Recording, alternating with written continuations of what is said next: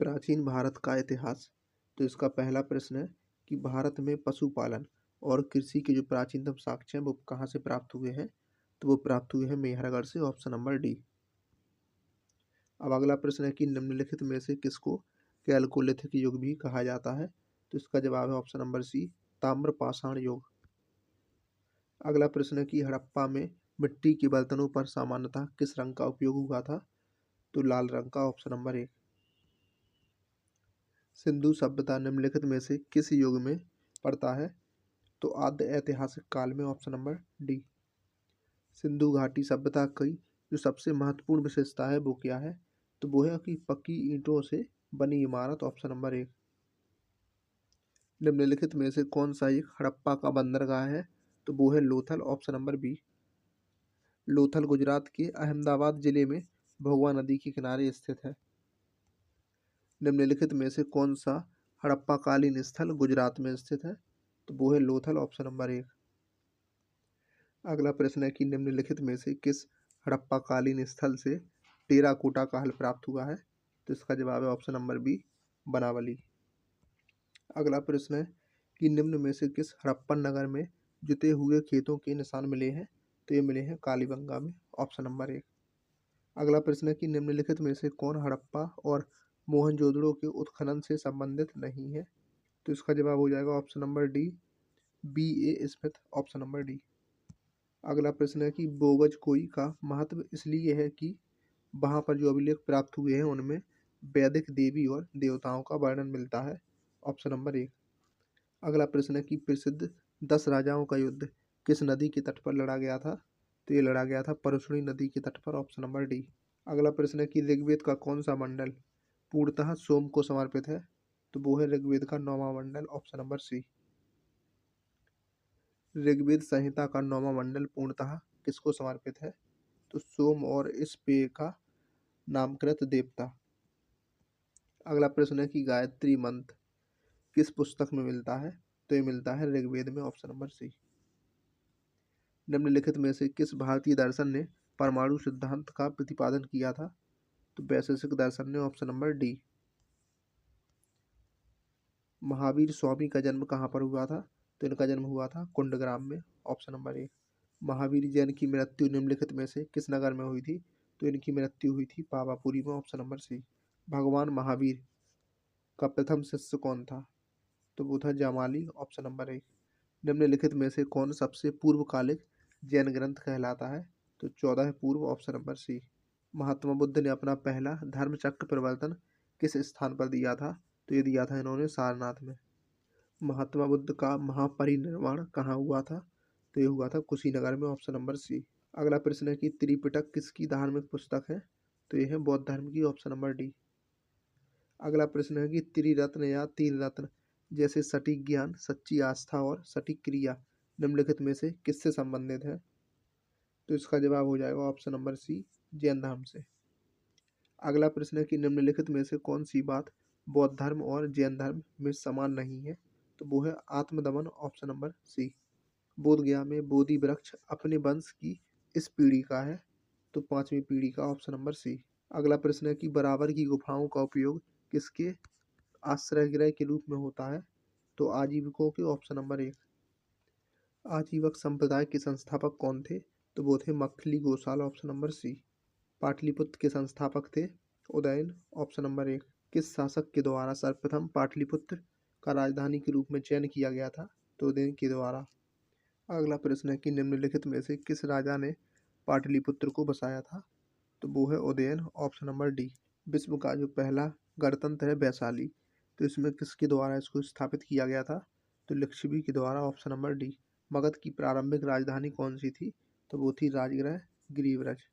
अजातशत्रु के वंश का नाम क्या था। तो अजातशत्रु के वंश का नाम था हर्यक वंश, option number B. Sandrocottus से चंद्रगुप्त मौर्य की पहचान किसने की। तो विलियम जोन्स ने, ऑप्शन नंबर एक। ब्राह्मी लिपि को सर्वप्रथम किसने पढ़ा था। तो जेम्स प्रिंसेप ने, ऑप्शन नंबर डी। मेगास्थनीज की पुस्तक का नाम क्या है। तो इसका जवाब है Indica, option number D. Indica का लेखक कौन था। तो वो था Megasthenes, option number B. Megasthenes दूत था। तो ये था सेल्यूकस का दूत, ऑप्शन नंबर एक। अंतिम मौर्य सम्राट कौन था। तो वो था बृहदरथ, ऑप्शन नंबर डी। किस अभिलेख में रुद्रदामन प्रथम की विभिन्न उपलब्धियां वर्णित हैं? तो जूनागढ़ में, ऑप्शन नंबर एक। निम्नलिखित राजाओं में से किसका जैन धर्म के प्रति बाहरी झुकाव था? तो इसका जवाब है खारवेल, ऑप्शन नंबर सी। अगला प्रश्न है कि कलिंग नरेश खारवेल का संबंध था? तो इसका जवाब हो जाएगा उपर्युक्त में से कोई नहीं या उपर्युक्त में से एक से अधिक, ऑप्शन नंबर ई। तो कलिंग के चेदी राजवंश का संस्थापक महामेघवाहन नामक व्यक्ति था, अतः इस वंश का नाम महामेघवाहन पड़ा था। इस वंश का सर्वाधिक शक्तिशाली शासक था खारवेल। खारवेल के इतिहास अध्ययन का एकमात्र साधन है हाथी गुम्फा शिलालेख, हाथी गुम्फा अभिलेख। अगला प्रश्न है कि प्राचीन भारत का नेपोलियन किसे कहा जाता है? तो वो है समुद्रगुप्त, ऑप्शन नंबर डी। गुप्त सम्राट जिसने हुणों को पराजित किया था, तो वो था स्कंदगुप्त, ऑप्शन नंबर सी। अगला प्रश्न है कि किस प्रकार की भूमि को अपृहत कहा जाता है? तो बिना जोती गई जंगली भूमि, ऑप्शन नंबर एक। अगला प्रश्न है कि चीनी यात्री सुंग युन ने भारत की यात्रा की थी 515 से 520 ईस्वी में, ऑप्शन नंबर एक। हर्षवर्धन के शासनकाल में किस चीनी यात्री ने भारत की यात्रा की थी? तो हुइनसांग, ऑप्शन नंबर बी। कलहण की पुस्तक का नाम क्या है? तो वो है Rajatarangini, option number D. Udantapur शिक्षा केंद्र निम्नलिखित में से किस राज्य में अवस्थित था? तो बिहार में, ऑप्शन नंबर बी। अगला प्रश्न है कि कर्नाट वंश का संस्थापक कौन था? तो वो था नान्यदेव, ऑप्शन नंबर एक। कर्नाट वंश का जो अंतिम शासक था वो था हरि सिंह, ऑप्शन नंबर एक। किस काल में अछूत की अवधारणा स्पष्ट रूप से उद्धृत हुई थी? तो धर्मशास्त्र के समय में, ऑप्शन नंबर डी। कनिष्क के शासनकाल में बौद्ध सभा किस नगर में आयोजित की गई थी? तो ये आयोजित हुई थी कश्मीर में। प्रथम बौद्ध संगीत के अध्यक्ष कौन थे? तो वो थे महाकश्यप, ऑप्शन नंबर बी। भगवान बुद्ध के महापरिनिर्वाण के बाद पहली बौद्ध संगीति हुई थी राजगृह में, ऑप्शन नंबर एक। स्तंभ एक, स्तंभ दो। तो जन्म, तो इनके जन्म का संबंध है लुम्बिनी से। ज्ञान प्राप्ति का संबंध है बोधगया से। प्रथम प्रवचन का संबंध है सारनाथ से। और निधन का संबंध है कुशीनगर से। अगला प्रश्न है कि बोधगया में किसे ज्ञान की प्राप्ति हुई थी? तो गौतम बुद्ध को, ऑप्शन नंबर बी। बोधगया में महाबोधि मंदिर बनाया गया था जहां पर गौतम बुद्ध को ज्ञान की प्राप्ति हुई, option number B. Gautam Buddha को एक देवता का स्थान किस राजा के युग में मिला था? तो कनिष्क के समय में, ऑप्शन नंबर बी। ईसा पूर्व छठी सदी में विश्व का प्रथम गणतंत्रात्मक व्यवस्था कहाँ पर थी? तो वो थी वैशाली में, ऑप्शन नंबर एक। 16 महाजनपदों की सूची उपलब्ध है, तो इसका जवाब है अंगुत्तर निकाय, ऑप्शन नंबर बी। 16 महाजनपद है अंग, मगध, काशी, कौशल, बज्जी, मल्ल, चेदी, वत्स, कुरु, पांचाल, मत्स्य, सूरसेन, असमक, अवंती और गांधार, कंबोज। नालंदा विश्वविद्यालय की स्थापना का युग क्या था? तो ऑप्शन नंबर सी गुप्त। नालंदा विश्वविद्यालय किस लिए विश्व प्रसिद्ध है? तो बौद्ध धर्म दर्शन के लिए, ऑप्शन नंबर सी। मध्यकालीन भारत में मनसबदारी व्यवस्था क्यों लागू की गई थी? तो इसका जवाब है सैनिकों की सुगमता से भर्ती हेतु, ऑप्शन नंबर बी। अगला प्रश्न है, कथन एक है कि 12वीं शताब्दी के अंत तक नालंदा महाविहार का पतन हो गया था। कारण है कि महाविहार को राजकीय प्रश्रय मिलना बंद हो गया था। तो उपर्युक्त दोनों विकल्पों के संदर्भ में कौन सा सही है? तो इसका जवाब है ऑप्शन नंबर बी कि दोनों कथन और कारण दोनों सही है, परंतु जो कारण है वो कथन की सही व्याख्या नहीं करता, ऑप्शन नंबर बी। अगला प्रश्न है कि प्रथम मगध साम्राज्य का उत्कर्ष किस शताब्दी में हुआ था? तो ईसा पूर्व छठी शताब्दी में, ऑप्शन नंबर बी। मगध की राजधानी कौन थी? तो दिए गए विकल्पों में दो विकल्प सही है, पाटलिपुत्र और गिरिव्रज राजगृह। तो पहला और तीसरा विकल्प ए और सी दोनों सही है। अगला प्रश्न है कि प्राचीन मगध महाजनपद की प्रथम राजधानी कौन सी थी? तो यहाँ पर पूछा गया है मगध की पहली राजधानी। तो मगध की जो आरंभिक राजधानी थी वो थी गिरिव्रज, इसलिए इसका जवाब हो जाएगा उपर्युक्त में से कोई नहीं, ऑप्शन नंबर ई। अगला प्रश्न है कि नंद वंश के पश्चात मगध पर किस राजवंश ने शासन किया? तो मौर्य वंश ने, ऑप्शन नंबर एक। जिसके ग्रंथ में चंद्रगुप्त मौर्य का विशिष्ट रूप से वर्णन हुआ है वो है विशाखदत्त, ऑप्शन नंबर सी। निम्नलिखित में से मगध का कौन सा राजा सिकंदर महान के समकालीन था? तो वो था धनानंद, ऑप्शन नंबर बी। अगला प्रश्न है कि पाटलिपुत्र में स्थित चंद्रगुप्त का महल मुख्यतः बना हुआ था लकड़ी का, ऑप्शन नंबर सी।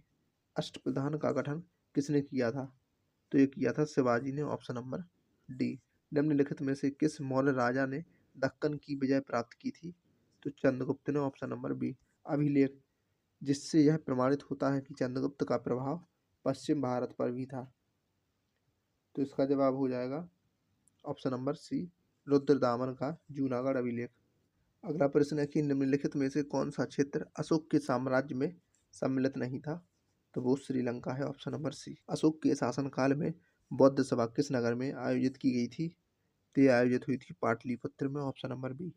अशोक के शिलालेखों में जो प्रयुक्त भाषा है वो है प्राकृत भाषा, ऑप्शन नंबर बी। अगला प्रश्न है कि निम्नलिखित में से प्राचीन भारत की कौन सी लिपि दाहिने से बाईं ओर लिखी जाती थी? तो वो थी खरोष्ठी लिपि, ऑप्शन नंबर सी। अशोक के धम्म का मूल संदेश क्या है? तो उपर्युक्त में से कोई नहीं या उपर्युक्त में से एक से अधिक। अशोक धम्म एक नैतिक संहिता थी। अशोक अपने दूसरे और सातवें शिलालेख के माध्यम से संदेश देता है कि कम पाप करना, कल्याण करना, दया दान करना, सत्य बोलना, पवित्रता से रहना, स्वभाव में मधुरता और साधुता बनाए रखना। इस प्रकार अशोक धम्म के मूल संदेश में शांति और अहिंसा, बड़ों का सम्मान करना, धार्मिक सहनशीलता निहित है। अगला प्रश्न है कि केवल वह स्तंभ जिसमें अशोक ने स्वयं को मगध का सम्राट बताया है, तो वो है भाब्रू स्तंभ, ऑप्शन नंबर डी। अगला प्रश्न है कि अपने शिलालेखों में अशोक सामान्यतः किस नाम से जाने जाते थे? तो इसका जवाब हो जाएगा प्रियदर्शी, ऑप्शन नंबर बी। अगला प्रश्न है कि कौटिल्य के अर्थशास्त्र में किस पहलू पर प्रकाश डाला गया है? तो राजनीतिक नीतियों पर, ऑप्शन नंबर बी। कौटिल्य की पुस्तक अर्थशास्त्र किस विषय पर आधारित है? तो इसका जवाब है ऑप्शन नंबर ई, कौटिल्य चाणक्य के द्वारा मौर्य काल में रचित अर्थशास्त्र शासन के सिद्धांतों और अभ्यास की पुस्तक है। इसमें राज्य के लिए मंडल सिद्धांत है जो कि विदेश नीति की व्याख्या करते हैं। इसके अलावा इसमें सप्तांग सिद्धांत, राजा, अमात्य, जनपद, दुर्ग, कोष, दंड, मित्र की व्याख्या की गई है। अर्थशास्त्र में तत्कालीन प्रशासन और कृषि, शिल्प और व्यापार व्यवस्था भी विस्तृत रूप में मिलती है। अगला प्रश्न है कि मेगास्थनीज ने भारतीय समाज को कितनी श्रेणियों में विभाजित किया है? तो इसका जवाब है 7 श्रेणियों में। मौर्य समाज का 7 वर्गों में विभाजन का विशेष रूप से उल्लेख किया गया है। तो मेगास्थनीज की पुस्तक इंडिका में, option number D. Periplus of the Erythraean Sea किसने लिखी है? तो इसका जवाब हो जाएगा उपर्युक्त में से कोई नहीं या उपर्युक्त में से एक से अधिक। यह एक ग्रीको रोमन पेरिप्लस है। यह रोमन मिस्र की बंदरगाह से नेविगेशन और व्यापार के अवसरों का वर्णन करता है। इसे लगभग 60 ईस्वी में अलेक्जेंड्रिया के एक अनाम नाविक ने लिखा था। इसमें भारत से आयात और निर्यात की जाने वाली वस्तुओं का भी उल्लेख है। वह स्रोत जिसमें पाटलिपुत्र के प्रशासन का वर्णन उपलब्ध है, तो वो है इंडिका, ऑप्शन नंबर सी।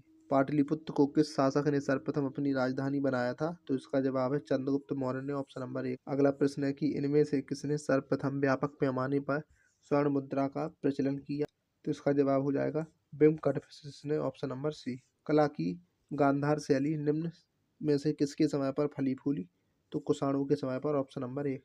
इनमें से किस शासक ने चतुर्थ बौद्ध संगीति कश्मीर में आयोजित की थी? तो वो था Kanishka, option number C. Shunga वंश के बाद किस वंश ने भारत पर राज किया था? तो कण्व वंश ने, ऑप्शन नंबर सी। राजा खारवेल का नाम जुड़ा हुआ है, तो इसका जवाब हो जाएगा हाथी गुम्फा लेख से, ऑप्शन नंबर सी। नगरों का क्रमिक पतन किस काल का एक महत्वपूर्ण विशेषता थी? तो गुप्त काल की, ऑप्शन नंबर एक। निम्नलिखित में से कौन सा बंदरगाह गुप्त काल में उत्तर भारतीय व्यापार के लिए उपयोग किया जाता था? तो उपर्युक्त में से कोई नहीं है, एक से अधिक, ऑप्शन नंबर। तो गुप्त काल में बंगाल में ताम्रलिपि पर एक प्रमुख बंदरगाह था, जहां से उत्तर भारत के साथ दक्षिण पूर्व एशिया, चीन, लंका, जावा, सुमात्रा आदि देशों के साथ व्यापार होता था।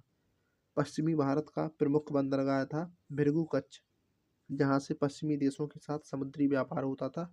इसके अलावा कल्याणा और बॉम्बे से भी उत्तर भारतीय व्यापार होता था। अगला प्रश्न है कि किस शासक वंश ने मंदिरों और ब्राह्मणों को सबसे अधिक ग्राम अनुदान में दिए थे? तो गुप्त वंश ने, ऑप्शन नंबर एक। गुप्त युग में भूमि राजस्व की दर क्या थी? तो उपज का छठवां भाग, ऑप्शन नंबर बी। भागवत संप्रदाय के विकास में किसकी देन अत्यधिक थी? तो इसका जवाब है गुप्तों की, ऑप्शन नंबर डी। इनमें से किसने पहली बार यह व्याख्या की थी कि पृथ्वी की अपनी धुरी पर घूमने के कारण प्रतिदिन सूर्योदय और सूर्यास्त होते हैं? तो आर्यभट्ट ने, ऑप्शन नंबर एक। इनमें से कौन सा गुप्त काल में औषधि के क्षेत्र में अपने कार्य के लिए जाने जाते थे? तो उपर्युक्त में से कोई नहीं, या उपर्युक्त में से एक से अधिक इसका जवाब हो जाएगा। तो पहला विकल्प दिया हुआ है सुश्रुत। तो सुश्रुत को शल्य क्रिया का जनक कहा जाता है। दूसरा विकल्प है सोमिला। तो सोमिला था गुप्तकालीन नाटककार। अगला है शूद्रक। तो शूद्रक गुप्तकालीन नाटककार थे। और चौथा है शौनक। तो शौनक ऋग्वेद कालीन ऋषि थे। तो उपर्युक्त में से कोई नहीं, ऑप्शन नंबर ई। अगला प्रश्न है कि चीनी यात्री हुइनसांग ने किस विश्वविद्यालय में अध्ययन किया था? तो नालंदा में, ऑप्शन नंबर डी। अगला प्रश्न है कि हुइनसांग की भारत में यात्रा के समय सूती कपड़ों के उत्पादन के लिए सबसे प्रसिद्ध नगर था? Mathura, option number B. कभी बाण निवासी था? पाटलिपुत्र का, ऑप्शन नंबर एक। अगला प्रश्न है कि चीनी यात्री इत्संग ने बिहार का भ्रमण किया था लगभग? तो इसका जवाब हो जाएगा ऑप्शन नंबर डी, उपर्युक्त में से कोई नहीं। अगला प्रश्न है कि प्रसिद्ध चीनी यात्री फायान ने किसके शासनकाल में भारत की यात्रा की थी? तो चंद्रगुप्त द्वितीय के शासनकाल में। नालंदा विश्वविद्यालय के संस्थापक कौन थे? तो वो थे कुमारगुप्त, ऑप्शन नंबर बी। ताम्रपत्र लेख दर्शाते हैं कि प्राचीन काल में बिहार के राजाओं का संपर्क था जावा और सुमात्रा के साथ। अब अगला प्रश्न है कि सुवर्ण भूमि का वह राजा कौन था जिसने नालंदा में एक बौद्ध विहार की स्थापना की और उसके रखरखाव के हेतु अपने दूत के द्वारा देवपाल से 5 गांव दान में देने के लिए प्रार्थना की? तो बालपुत्र देव, ऑप्शन नंबर सी। नालंदा विश्वविद्यालय के विनाश के कारण थे मुसलमान, ऑप्शन नंबर एक। खजुराहो मंदिर स्थापत्य के निर्माण में सहयोगी थे? तो चंदेल, ऑप्शन नंबर एक। विक्रमशिला शिक्षा केंद्र के संस्थापक का नाम क्या था? तो वो नाम है धर्मपाल, ऑप्शन नंबर बी। निम्नलिखित राजवंशों में से किसका उल्लेख संगम साहित्यों में नहीं हुआ है? तो कदम्ब, ऑप्शन नंबर एक। संगम युग में उदयपुर किसके लिए विख्यात था? तो कपास के व्यापार का महत्वपूर्ण केंद्र था। मुद्रा राक्षस का लेखक निम्नलिखित में से कौन था? तो वो था Vishakhadatta, option number B. Prithviraj Raso के लेखक कौन है? तो चंद्रवरदाई, ऑप्शन नंबर डी। स्वप्न वासुदत्ता के लेखक हैं भास, ऑप्शन नंबर बी। कुमार संभव महाकाव्य किस कवि ने लिखा है? तो कालिदास ने, ऑप्शन नंबर डी। किरातार्जुनीय पुस्तक के लेखक कौन है? तो वो है भारवी, ऑप्शन नंबर डी। उस स्रोत का नाम बतलाएं जो कि प्राचीन भारत के व्यापारिक मार्गों पर मौन है? तो वो है Milinda Panho, option number B. Harshacharita नामक पुस्तक किसने लिखी है? तो ये लिखी है बाणभट्ट ने। चोल वंश का संस्थापक कौन था? विजयालय, ऑप्शन नंबर एक। अगला प्रश्न है कि चोल काल किसके लिए प्रसिद्ध था? तो ग्राम्य पंचायत के लिए, ऑप्शन नंबर एक। कौन सा मध्यकालीन भारतीय साम्राज्य व्यापार स्तर पर स्थानीय स्वशासन के लिए प्रसिद्ध था? तो वो था चोल। दक्षिण भारत के मंदिरों के आकर्षक द्वार क्या कहलाते हैं? Gopuram, option number B.